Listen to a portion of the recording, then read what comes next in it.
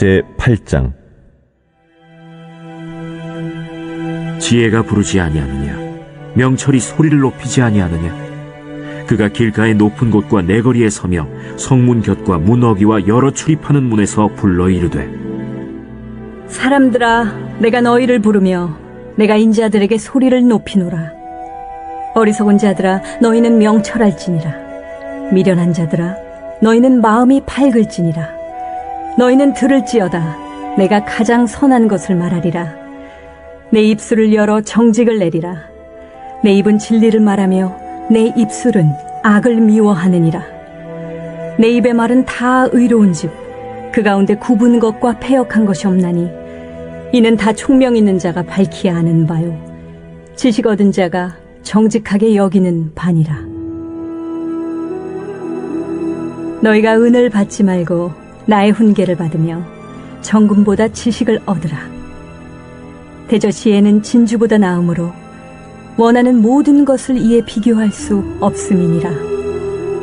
나 지혜는 명철로 주소를 삼으며 지식과 근신을 찾아온나니 여호와를 경외하는 것은 악을 미워하는 것이라.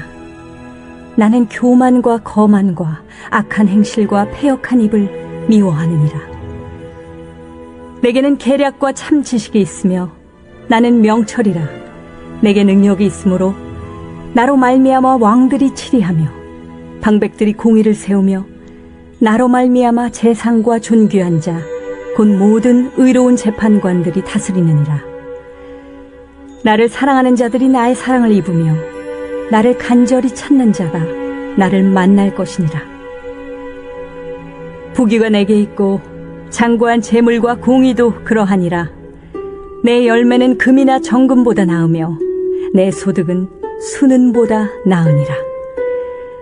나는 정의로운 길로 행하며 공의로운 길 가운데로 다니나니 이는 나를 사랑하는 자가 재물을 얻어서 그 곳간에 채우게 하려 함이니라. 여호와께서 그 조화의 시작 곧 태초에 일하시기 전에 나를 가지셨으며 만세 전부터 태초부터 땅이 생기기 전부터 내가 세움을 받았나니 아직 바다가 생기지 아니하였고 큰 샘들이 있기 전에 내가 이미 났으며 산이 세워지기 전에 언덕이 생기기 전에 내가 이미 났으니 하나님이 아직 땅도 들도 세상 진토의 근원도 짓지 아니하셨을 때에라.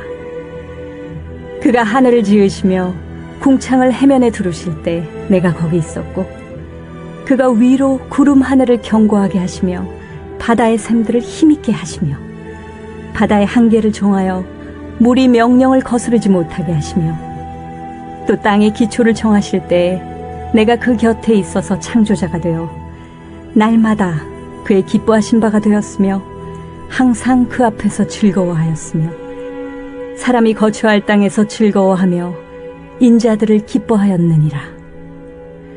아들들아, 이제 내게 들으라. 내 도를 지키는 자가 복이 있느니라.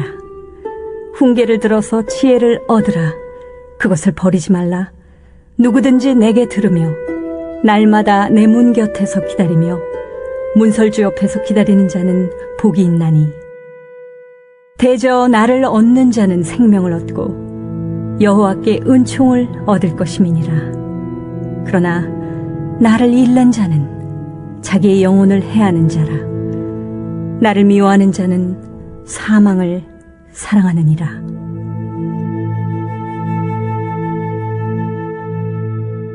오늘의 말씀 잠언 8장의 말씀입니다. 잠언의 핵심 주제 중 하나는 지혜입니다. 잠언이 말하는 지혜는 무엇입니까? 하나님을 아는 것이 지혜라고 말하고 있습니다. 우리에게는 그리스도를 아는 지식, 즉 참된 지혜가 필요합니다. 그래서 잠언 1장 5절은 이렇게 말합니다. 지혜 있는 자는 듣고 학식이 더할 것이요 명철한 자는 지락을 얻을 것이라. 다시 말해 참된 지혜를 얻기 위해서는 성경 지식이 필요하다라는 것입니다. 우린 이 교훈을 통해서 계속해서 하나님의 성품과 그리스도의 성품을 배우면서 그 속에서 참된 지혜를 얻어야만 한다는 겁니다. 오늘 본문의 말씀도 우리 인생에서 가장 귀한 것, 지혜를 얻으라고 말하고 있습니다. 지혜는 생명을 가져다 주지만 어리석음은 사망과 가난, 저주 등을 안겨다 줄 뿐입니다. 그러기에 잠언은 부지런히 또 진지하게 지혜를 찾으라고 말하고 있습니다.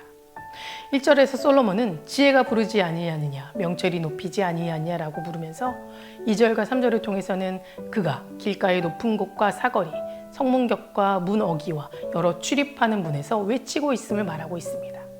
즉 지혜를 인격적인 존재로 의인화시키면서 지혜의 유익과 가치를 말하고 있고 그 소리에 귀 기울일 것을 요청하고 있는 겁니다. 이처럼 사람들이 많이 다니는 공공장소에서 여러 사람들을 향해 외쳤다는 것은 지혜의 말씀이 어느 한 사람에게만 해당되는 것이 아니라 모두에게 적용된다는 진리이고 또 모두가 반드시 알아야 하는 필수적인 지식이라는 사실을 말하고 있는 겁니다. 그런데 안타깝게도 요즘 우리들에게는 그리스도를 아는 지식에 대한 갈급함이 없습니다. 그분을 아는 것에 대한 관심이 없다 보니까 우리의 일상에서 더 이상 복음의 소리를 찾아보기 힘들고 심지어 내가 그리스도인이라는 것을 드러내는 일조차 꺼려하는 사람이 많아지고 있다는 겁니다. 지난주에 우리 중고등부 친구 중 한 명이 이런 고백을 했습니다. 요즘 같은 시대에서는 하나님을 믿는다고 말하기가 참 힘들고 두렵다는 겁니다. 너무나도 가슴 아픈 말이었습니다. 우리에게 말씀은 부끄러워서도 숨기고 감출 것이 되어서는 더더욱이 안 됩니다. 우리 인생을 영원한 생명에 이르게 하는 너무나도 가치 있고 무엇보다 소중한 것이기에 오히려 이를 비웃고 멸시하는 어리석은 자들에게 국률한 마음을 갖는 것이 우리가 가져야 할 자세입니다. 우리는 말씀에 대한 자세가 어떠한지 점검해 봐야 합니다. 무엇보다도 우리에게는 공부할 게 아주 많지만 참된 지혜를 얻기 위해서는 반드시 성경의 지식이 필요하다는 것을 깨달아야 합니다. 그리고 깨달음에서 끝나는 것이 아니라 날마다 말씀을 묻고 그리스도를 아는 지식을 통해 자신의 삶을 하나님이 원하시는 모습으로 살아가야 될 것입니다. 또한 그 말씀을 자신의 영양분으로 삼는 것을 넘어 주변 사람과 함께 나누고 사람들에게 선포하고 자랑할 수 있어야 하는 것입니다. 사도 바울이 내가 복음을 부끄러워하지 아니하노니 이 복음은 모든 믿는 자에게 구원을 주시는 하나님의 능력이 됨이라 라는 고백처럼 우리들도 그 무엇보다 소중한 가치를 지닌 하나님의 말씀의 진리와 지혜를 깨닫고 이를 마음 깊이 중심에 새기고 날마다 묵상하고 또 세상을 향하여 담대히 전하는 그런 그리스도인이 되시기를 바랍니다. 참 지혜의 소유자는 참 지혜의 성품을 닮아가도록 해야 합니다. 6절과 7절 말씀에 내가 가장 선한 것을 말하리라 내 입술을 열어 정직을 내리라 내 입술은 진리를 말하며 내 입술은 악을 미워하느니라 라고 말하고 있습니다. 표준 세번역 성경에서는 나는 옳을 말만 하고 내 입술로는 바른 말만 한다. 내 입술은 진실을 말하며 내 입술은 악을 싫어한다 라고 해석하고 있습니다. 즉 지혜는 그 자신의 옳은 말, 바른 말, 진실된 말만 하며 그 안에는 어떠한 거짓이나 악한 말들이 존재하지 않음을 밝히고 있습니다. 이 말씀을 통해 이러한 지혜를 소유한 사람들의 삶은 어떻게 하는지 우리는 알 수 있습니다. 진실로 지혜를 소유한 자만이 옳은 말, 바른 말을 하고 악을 미워하는 삶을 살아가야 한다는 겁니다. 이런 삶이 가능하게 될 때 우리는 성경이 말하는 지혜로운 사람이 될 수 있는 것입니다. 즉 여호와를 경외하며 말씀의 가르침에 따라 사는 사람, 예수 그리스도를 믿는 사람이 바로 지혜의 사람인 겁니다. 그러기에 우리들은 지혜를 소유한 사람답게 옳은 말, 바른 말을 하고 진실한 말만 하고 악을 미워하는 삶을 살아가야 할 줄 믿습니다.